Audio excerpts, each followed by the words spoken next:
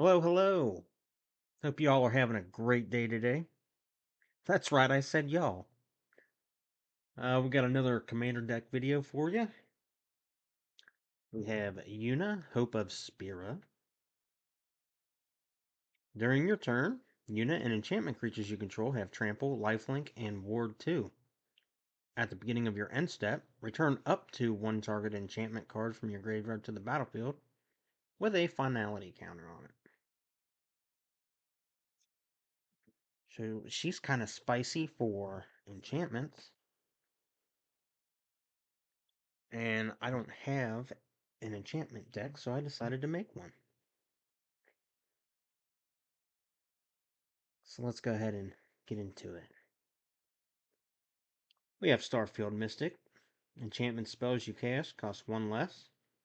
And whenever an enchantment you control is put into a graveyard from the battlefield, put a +1/+1 counter on Starfield Mystic.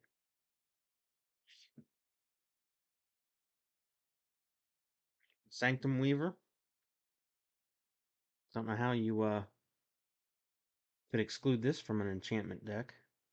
Tap, add X mana of any one color, where X is the number of enchantments you control.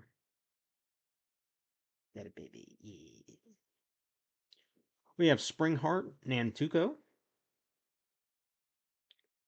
He has Bestow for 1 and a green. Enchanted creature gets +1/+1. And it has Landfall. Whenever a land enters the battlefield under your control, you may pay 2.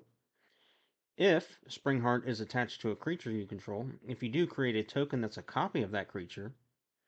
If you didn't create a token this way, create a 1/1 green insect creature token. So that would work well with the creatures that you can use to draw a card whenever you play an enchantment. Things like that. Or, Sanctum Weaver. Shigeki Jukai Visionary.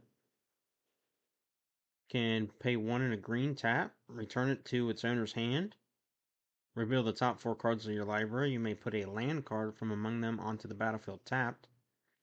Put the rest into your graveyard. So if you can get by the time, if you can get Yuna out, and you have a high casting cost enchantment in your graveyard, you can put it hopefully into play with a finality counter on it. Which, come on, let's face it, the majority of artifacts and enchantments, they tend to get exiled rather than, destroyed. So, finality counter, that's okay. And he's got channel for 2 green and 2 X. You can discard him. Return X target non-legendary cards from your graveyard to your hand. Herald of the Pantheon. Enchantment spells you cast cost 1 less. And whenever you cast an enchantment spell, you gain 1 life. Destiny Spinner. Creature and enchantment spells you control can't be countered.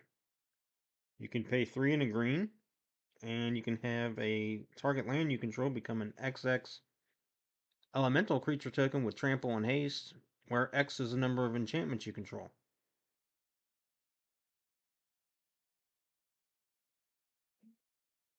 Sithis, Harvest Hand. Whenever you cast an enchantment spell, you gain 1 life and draw a card.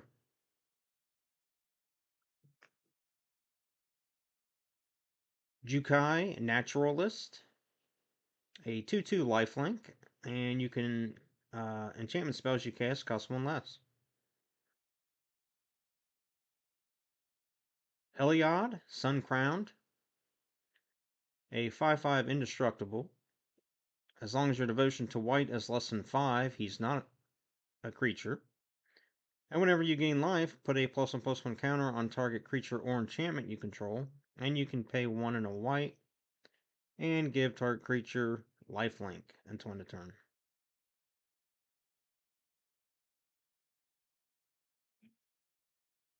Dryad of the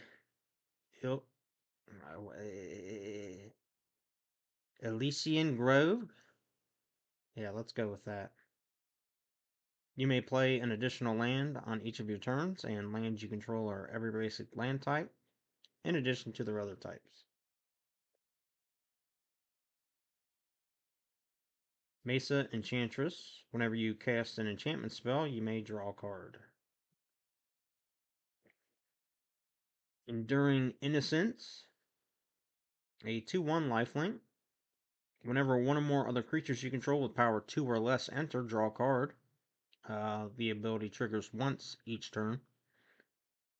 And when it dies, if it was a creature, return it to the battlefield under its owner's control, and it's just an enchantment.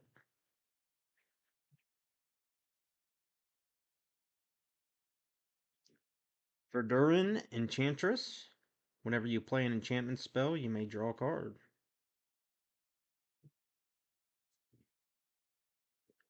Forcer of Krufix. Play with the top card of your library revealed. You may play the top card of your library if it's a land card. And whenever a land enters the battlefield under your control, you gain 1 life. Enduring Vitality. A 3/3 Vigilance. Creatures you control have tap, add 1 mana of any color. And when Enduring Vitality dies, if it was a creature, return it to the battlefield as an enchantment only.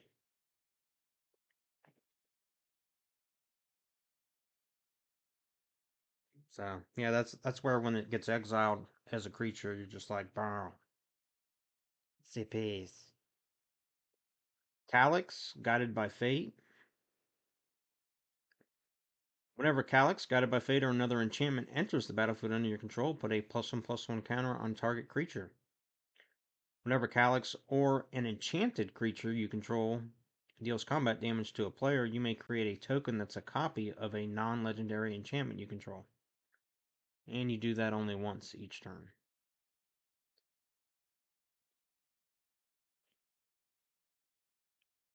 Eliod, God of the Sun. A 5/6 indestructible.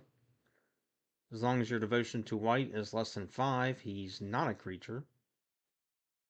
Other creatures you control have vigilance, and you can pay 2 and 2 white, and put a 2/1 white cleric enchantment creature token onto the battlefield.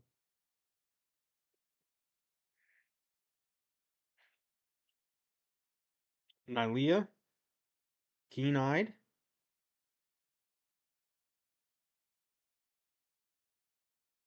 There we go. A 5/6 indestructible. As long as your devotion to green is less than 5. She's not a creature. Creature spells you cast cost 1 less. And you can pay 2 and a green. Reveal the top card of your library. If it's a creature card, put it in your hand. Otherwise, you may put it into your graveyard.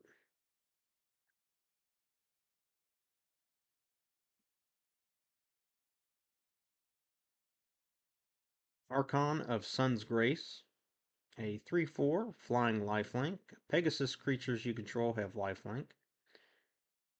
And Archon of Sun's Grace has Constellation. Whenever an enchantment enters the battlefield under your control, create a 2/2 white Pegasus creature token with flying. So it would also have lifelink. Eidolon of Blossoms. Constellation. Whenever it or another enchantment enters the battlefield under your control, draw a card. Ondu Spirit Dancer. Whenever an enchantment enters the battlefield under your control, you may create a token that's a copy of it. Do this only once each turn. Soaring Lightbringer. A 4/5 flyer. Other enchantment creatures you control have flying. Whenever you attack a player, create a 1/1 white glimmer enchantment creature token that's tapped and attacking that player. So it would have flying.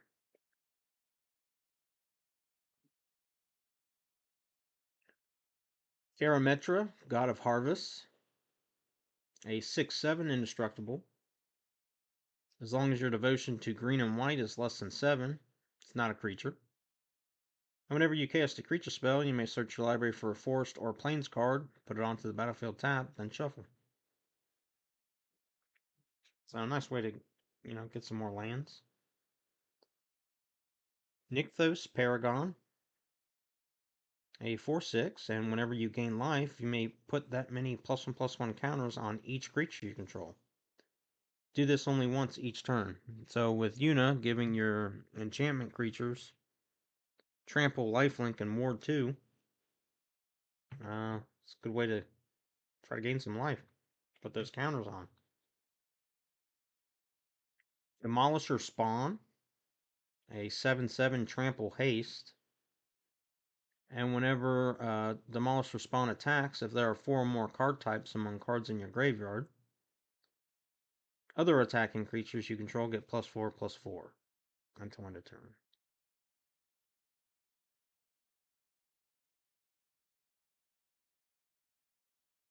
Nyxborn Behemoth. This spell costs X less to cast, where X is the total mana value of non-creature enchantments you control. A 10/10 trample, and you can pay 1 and a green, sacrifice another enchantment, and it gains indestructible until end of turn.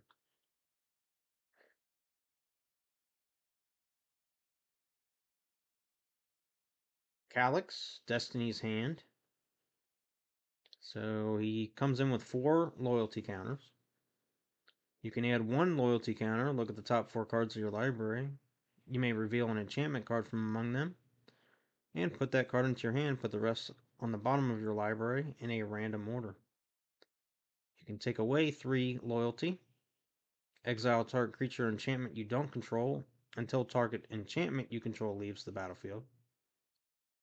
And you can -7 loyalty and return all enchantment cards from your graveyard to the battlefield.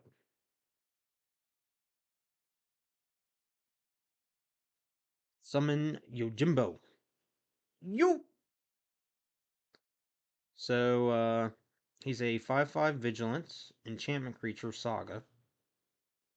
The first one, exile target artifact, enchantment, or tap creature an opponent controls. Second, until your next turn, creatures can't attack you unless their controller pays 2 for each of those creatures. So that's the second and the third. And then for the fourth, create X treasure tokens, where X is the number of opponents who control a creature with power 4 or greater.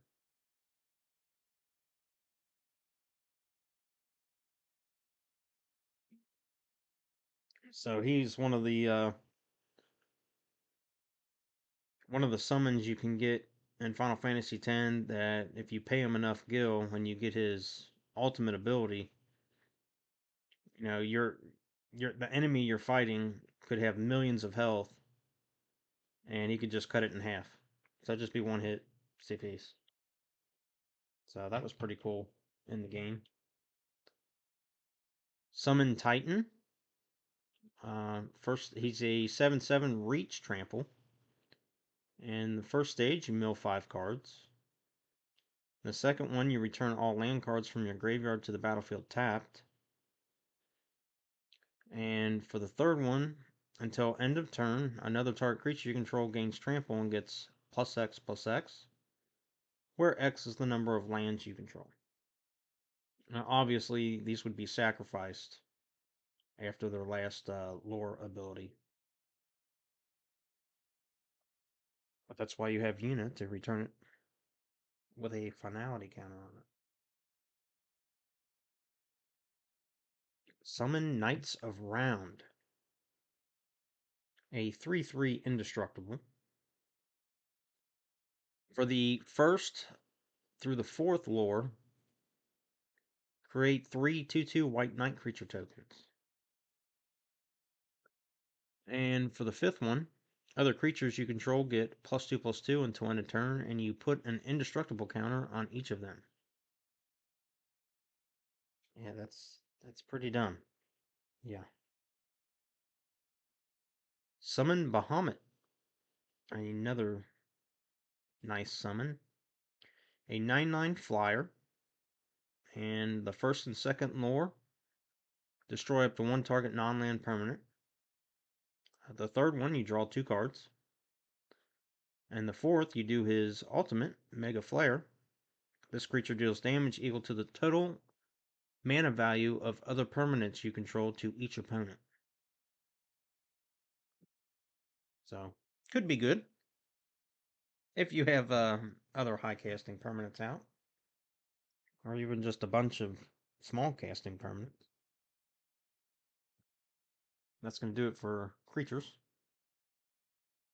So we do have one artifact in this deck, and that's Soul Ring.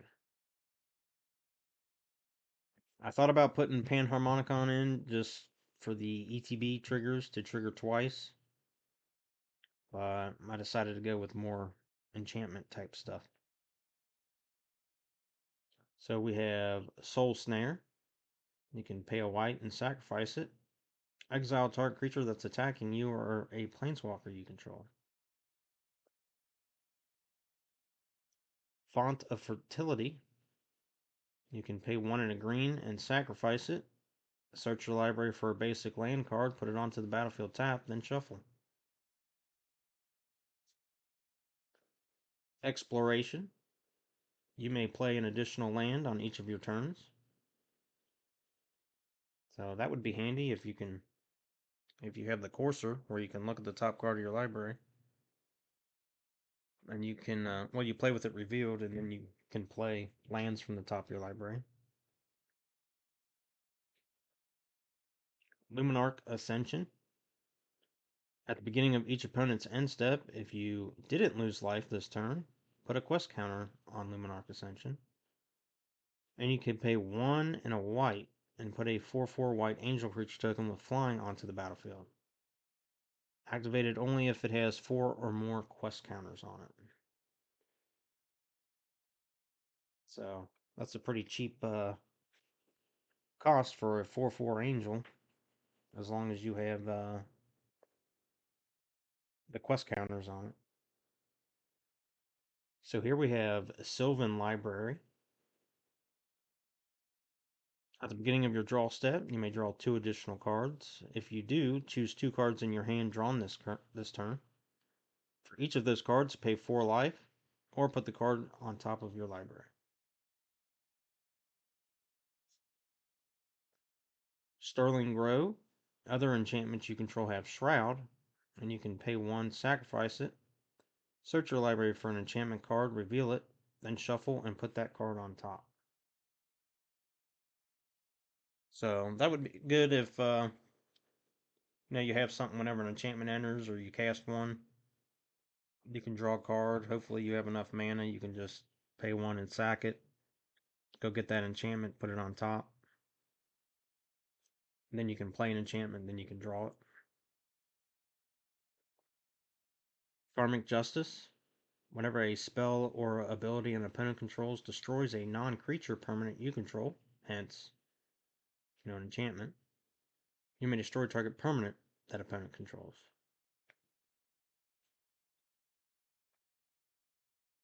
Song of the Dryads. Enchant permanent is a colorless forest land. So that'd be nice to play an enchantment spell, draw a card, and turn something on the board into a forest. Enjoy. Enchantress's Presence. Whenever you cast an enchantment spell, draw a card. So multiple, draw engines. Grasp of Fate.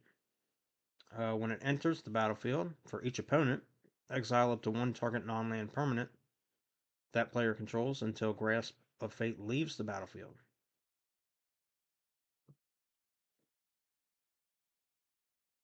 So it's like, hey, what do you got over there? Get it out of here. And then, disenchant. Sweet. Aura Shards. Whenever a creature enters the battlefield under your control, you may destroy target artifact or enchantment.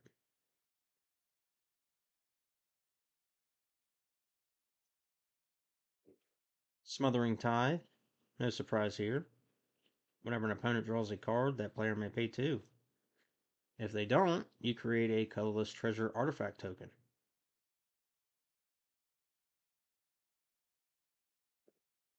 Trouble in Pairs. If an opponent would begin an extra turn, that player skips that turn instead. And whenever an opponent attacks you with two or more creatures, draws their second card each turn, or casts their second spell each turn, you draw a card.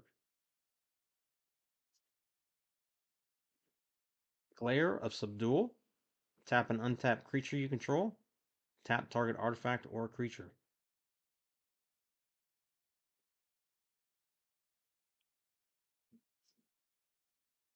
And it's like, oh, I got three small, I got an 0-2, a 1-1, and a 1-2.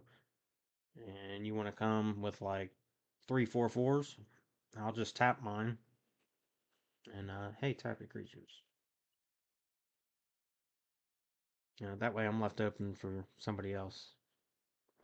Somebody else's turn. Sphere of Safety. Creatures can attack you or a planeswalker you control unless their controller pays X for each of those creatures, where X is the number of enchantments you control. So hopefully I have enough enchantments out that it becomes ridiculous just to be able to attack. Starfield of Nyx. At the beginning of your upkeep, you may return target enchantment cards from your graveyard to the battlefield. As long as you control 5 or more enchantments, each other non-aura enchantment you control is a creature in addition to its other types, and has base power and toughness, each equal to its mana value.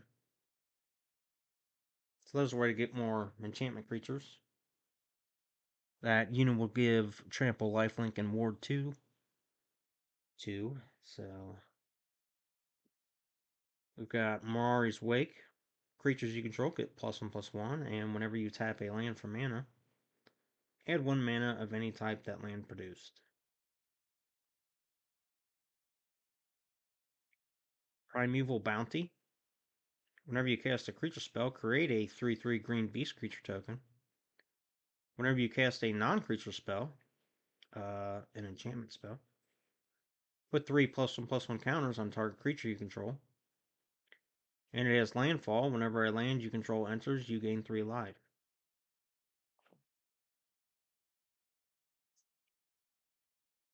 Eldrazi Conscription.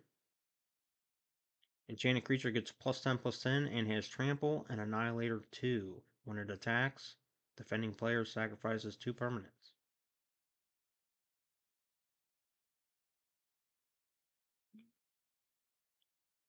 Overwhelming Splendor. Enchant player. Creatures enchanted player controls lose all abilities and have base power and toughness 1/1.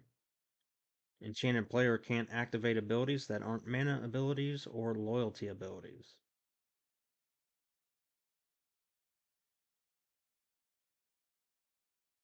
Plea for Guidance.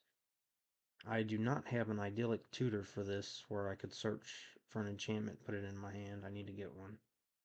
But that's why this is in there. You can search your library for up to 2 enchantment cards, reveal them, put them into your hand, and then shuffle your library.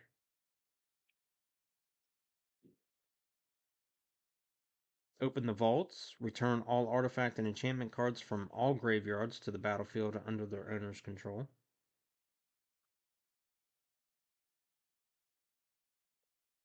Austere Command. Choose 2. Can destroy all artifacts, all enchantments, all creatures with mana value 3 or less, or all creatures with mana value 4 or greater. Farewell. So you can choose 1 or more. Exile all artifacts, creatures, enchantments, and or graveyards.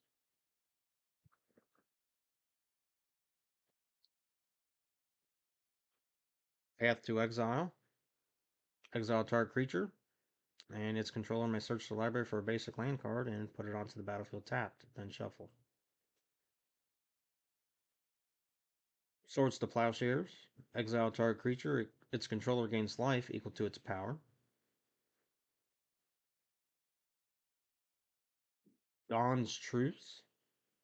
You can gift a card, so you can have an opponent draw a card as you cast this. You and permanents you control gain hexproof until end of turn. If the gift was promised, permanents you control also gain indestructible. Heroic Intervention. Permanents you control gain hexproof and indestructible until end of turn. Beast Within. Destroy target permanent. Its controller puts a 3/3 green beast creature token onto the battlefield. Congregation at Dawn. Going back to the old Ravnica set. Search your library for up to 3 creature cards and reveal them. Shuffle your library, then put those cards on top of it in any order. So, depending on, what I might need at the time, go search for some creatures that I can draw when I play enchantment or, you know, what have you. Clever Concealment. All right, it's got Convoke. So you can tap an untapped creature you control and reduce its cost by 1, or by 1 color of that creature. Any number of target non-land permanents you control phase out.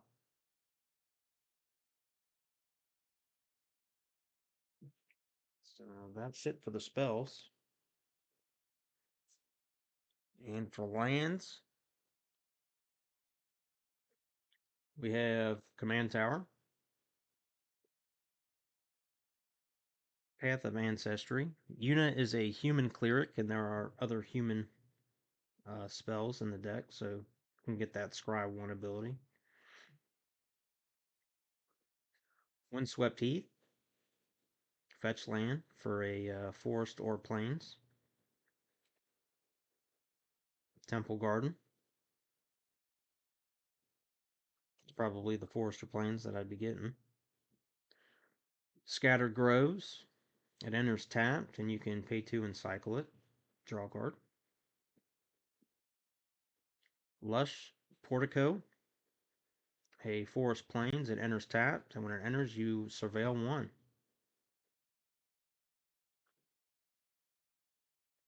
Razor Verge Thicket.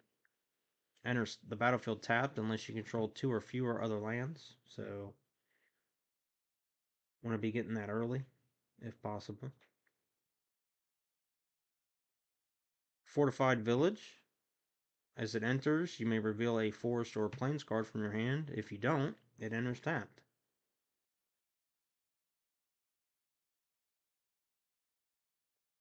Canopy Vista.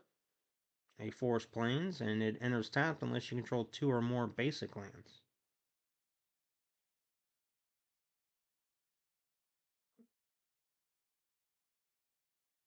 Horizon Canopy. Tap, pay life, add a green or a white. Pay 1 and sack, and you can draw a card. Overgrown Farmland. It enters tapped unless you control 2 or more other lands. Temple of Plenty. So if I can get that to focus. It enters tapped, and when it enters, you scry 1. Stirring Wildwood. It enters tapped. You can tap, add a green or a white, and you can pay 1 and a green and a white. And until end of turn, it becomes a 3/4 green and white elemental creature with reach.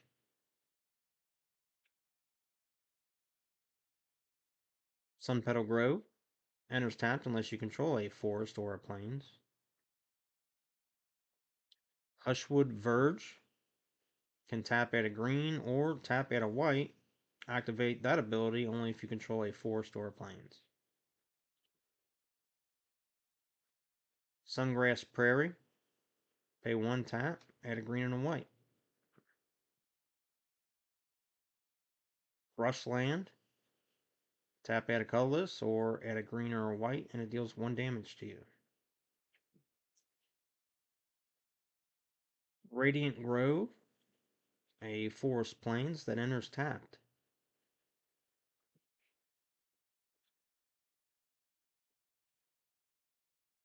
Sarah's Sanctum. Tap, add a white for each enchantment you control.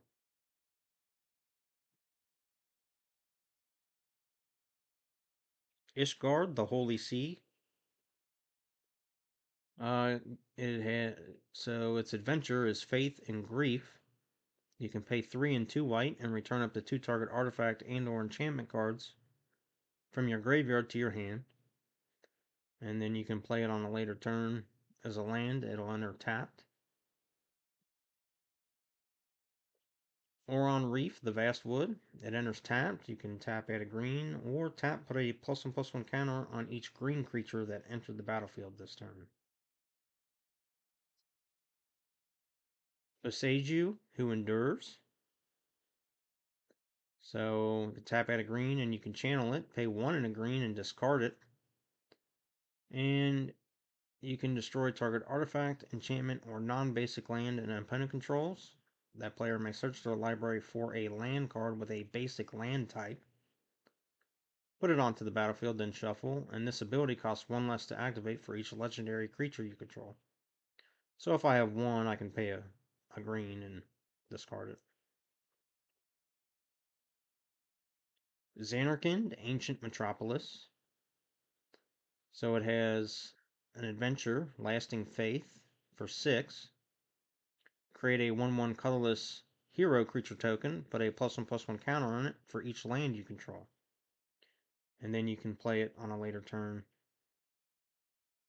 It enters tapped, and you can add a green. We have the Shire. Enters the battlefield tapped unless you control a legendary creature. Tap, add a green, or you can pay 1 and a green tap an untapped creature you control. Create a food token, which you can use to sacrifice to gain 3 life. Core Haven. Tap, add a colorless mana to your mana pool. And you can pay 1 and a white and tap, prevent all combat damage that will be dealt by target attacking creature this turn. Now the main land that I'm missing for my enchantment deck is Hall of Heliod's Generosity, which you can pay 1 and a white and tap it, and put an enchantment card from your graveyard on top of your library. I have run out of those, so that's a bummer. I need to get one. Gabony Township. Tap, add a colorless, or pay 2, a green and a white, and put a +1/+1 counter on each creature you control. Reliquary Tower. You have no maximum hand size. And tap, add a colorless. Ghost Quarter. Tap, add a colorless, or you can tap and sacrifice it to destroy target land. Its controller may search their library for a basic land card and put it onto the battlefield. And then I have 4 plains and 4 forests. So I'm not sure quite yet what land I would take out whenever I get another Hall of Heliod's Generosity, but it definitely has to go in. Just as another option to return an enchantment. So that's going to do it for Yuna Hope of Spira. Just love Final Fantasy X. Game never gets old. Yeah. Just a fun deck to see what can happen with enchantment creatures. So I hope you guys enjoyed the video. Be sure to like, subscribe. I will look into possibly putting a deck list on Moxfield for my decks. I just haven't looked into it yet. A lot of you guys are requesting that. So I'm going to give that some thought. So yeah, I hope you guys enjoy the rest of your day. And until the next video, you guys have a good one.